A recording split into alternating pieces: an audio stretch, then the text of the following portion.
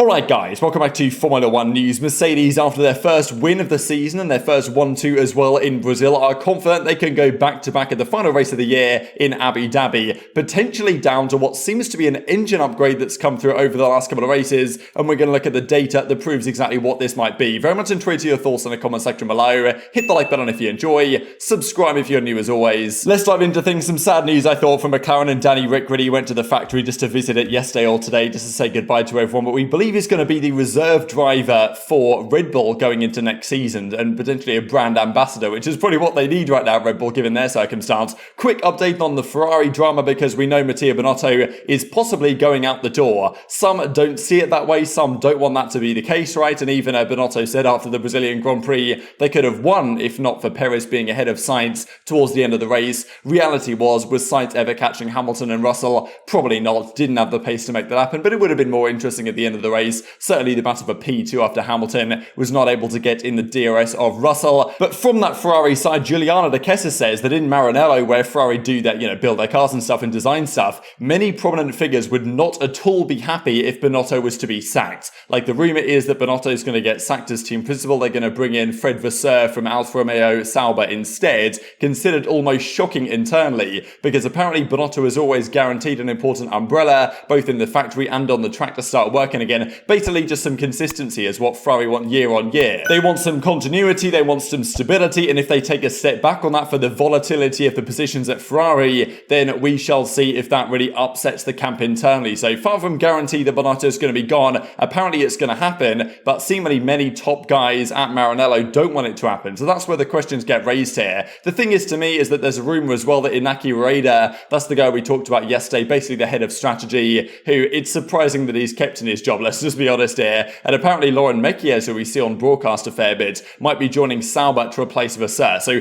that is still the present rumour, and maybe Ferrari are just thinking, you know what, this Raider guy or whatever from the strategy department needed to be dealt with earlier. Binotto, I think, is a great guy from a technical perspective for sure, but maybe he was just too slow in dealing with the issues. In order to deal with Ferrari's strategic issues, you first got to admit they actually exist, and he didn't really do that for the majority of this season. And the blame doesn't necessarily fall on him for those downfalls necessarily, but the responsibility is on him to fix it, and that hasn't been the case. And maybe that's why he's going to lose his job in that particular, system, let's just say. And maybe too little too late, as they have finally said, yeah, we're going to examine our process which led to this mistake. It's like, you're doing this a few months too late, lads. Like, you should have analysed what was causing these mistakes many months ago, and then Binotto might still be in a job. So that's the update on the Ferrari front. Let's talk Mercedes then. Well, before we do that, the only man that could actually make it work at Ferrari, Sebastian Vettel to replace Matteo Binotto as their team principal. That would be rather the storyline. I'd love to see it personally. Everyone's getting ready then in the paddock at Abu Dhabi. And who's the favourites this weekend? Mercedes, after a 1-2, maybe should be the favourites, but Red Bull, with some more set-up time and their faster straight-line speeds, probably still have the best car in theory, just as it wasn't working for them in Brazil, with only one 60-minute session to set up their car. And even Toto Wolff has said that, look, we're not going to try and gift Lewis Hamilton the win in Abu Dhabi if not the circumstance arrives that we can, but still showing some confidence that he reckons Mercedes again could and will be in the fight for the win around Abu Dhabi, which I suppose would be expected after their result in Brazil. But look, they've got a couple of long straights there in Abu Dhabi where Mercedes have suffered so far this season, but maybe no longer based on what we have seen over the last couple of races. And if they do score points in Abu Dhabi, which they surely will, they'll become the only team to score points at every race this season, which is also a rather impressive statistic as well. Now, this is the key point, I thought, on the engine. We have seen the last couple of races that the straight line speed of the Mercedes has got significantly better. Now, at Mexico, that was pretty much all put down to the fact that there was less drag, because it's a very high altitude in Mexico City. You have less drag because there's about 25% less air particles than that altitude in terms of density. So, the dragginess of the Mercedes car doesn't affect them quite so much. But they went to Brazil, and that kind of effect still carried over. Now, yes, the air is also somewhat less dense. It's about 800 meters altitude in Sao Paulo, but still nowhere near as much as Mexico. But still, the numbers for Mercedes straight line speeds were very comparable to the Red Bulls, especially compared to where they were even a couple of races ago back in Austin. Now, maybe in Abu Dhabi they suffer with this yet again, but Toto Wolff seems to believe they've made some progress on the power unit side,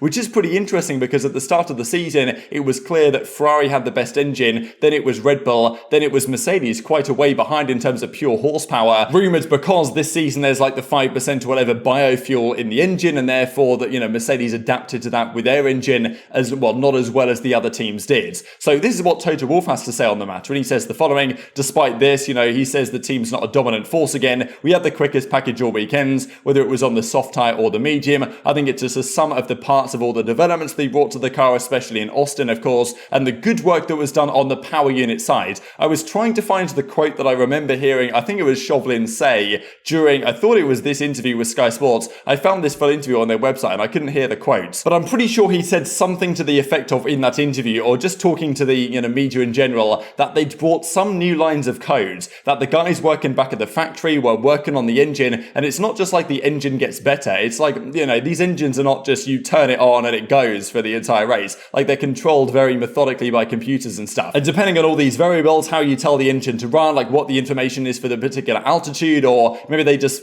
found a new understanding in terms of how to run the engine with this new biofuel. I don't know. But Toto Wolff is also saying a similar thing, that this season work has been done on the power unit. Now, of course, the engine freeze has happened. You can no longer develop your engine for performance. You can only develop it for reliability, which is kind of what Ferrari and Alpine are saying is a good thing for them over the next couple of seasons. But you can change the code that goes into the engine, which changes how it's going to run. So, and clearly they've been doing that. Maybe they're just turning up the power. Maybe they've found some other solution. But, as he says, we've seen the positive trends. We reckon, not only is it developments to the car in terms of the aero package they brought into Austin, but also its work on the power unit side. He goes on to say a few more things as well, but I wanted to look at the numbers here just to kind of, analyze, is it actually true that the Mercedes is now quicker in a straight line, maybe just due to their power unit than they used to be? Because in Mexico, we saw these were the numbers, with Hamilton and Russell being about, 3 to 4 kph slower in a straight line than Verstappen. There was one time here that Hamilton had DRS. Perez was on average faster just because he had usually a slipstream, and also DRS more often than not. But, Hamilton was only a few kph slower than Verstappen here. Yes, he had a bit of a slipstream usually when he was behind Verstappen in the first stint of the race, but nonetheless interesting that these differences weren't as great as they were in Austin, let's say, when he was losing a couple of tenths purely on that back straight. Now, a lot of this was put down to the fact that there's a lower drag in Mexico, which there certainly is. But these are the numbers in Brazil, and now it looks like more of a trend rather than a one-off incident where the Mercedes are actually rather fast. These are the numbers from the sprint race, and you can look at the speed trap here, but also you can look at the finish line where they're going faster than they are through the speed trap. And Hamilton was at 334 kph, this is during the sprint, with DRS with a slipstream. Perez was at 336, as was Zhou of Alfa Romeo. Verstappen's way down here because he didn't have DRS or a slipstream, I imagine, during that situation. But Hamilton got up to 334, basically the same speed as Perez, and actually he was the fastest man through the speed trap, and even Perez and Verstappen were way down the field through the speed trap a little bit earlier in the straights. So does this indicate anything about their power unit? Because as I say, there is still a higher altitude in Sao Paulo. It is still, less draggy naturally, and the Mercedes have said the entire season they've got a draggy car. Even Toto Wolff said here in the interview, I think he went on to say, maybe it was at the end of the first thing, where he said, on paper, Abu Dhabi will be much more difficult for us because we are still too draggy. But they said the same thing, to be honest, after Mexico, and they said, going to Brazil, it's not a circuit that's going to suit us. 2 long straights, probably, Red Bull are going to have the advantage, but theoretically they should have done. But all of a sudden now, looking at these numbers, the Mercedes is no longer 10 kph slower in a straight line than the Red Bull is. Maybe in Abu Dhabi it goes back to normal, but it seems to me they've taken some step, because if Mexico was only down to the fact that they had this straight line advantage because of the lack of drag in the air, because of the air density, then that should have gone away to a significant degree in Brazil. But in terms of straight line speed, they were very similar, to be honest. And even Hamilton was able to, you guys remember when he was chasing down Norris and Vettel, and at Norris and Vettel, Vettel had DRS behind Norris, and Hamilton was able to close in on Vettel, both of them with DRS, which was not happening a few races ago. Maybe that is just down to the slightly higher altitude, or maybe Mercedes have discovered something new with their power units that is going to allow them to get closer in straight line speed to Red Bull in Abu Dhabi than they have been before, which might be the difference maker, because in the corners they've been having some advantage for quite some time. It's the straight line speed that has held them back over the last several races. Now they might have gained that potentially on the engine side. So we'll see if they can go back to back. Of course, I'm sure the team would love Hamilton to get a win in Abu Dhabi. It would be like a crazy storyline if that was to occur. But yes, now all these former Mercedes cars that have won a race are now joined by the W13. And just before we close out here on Mercedes, just further news and potential confirmation that Mick Schumacher is indeed being increasingly linked to that Mercedes reserve driver role. And if Haas doesn't extend his contract, which they're not going to, is very clear at this point, he is going to potentially join Mercedes as their reserve man. That's a pretty cool step for him as well, because look, Nick de Vries got a pretty good seat and opportunity after being the spare wheel, I suppose, for Mercedes the last couple of seasons. Hit the like button if you enjoyed, subscribe if you are new, take care, and I'll see you next time.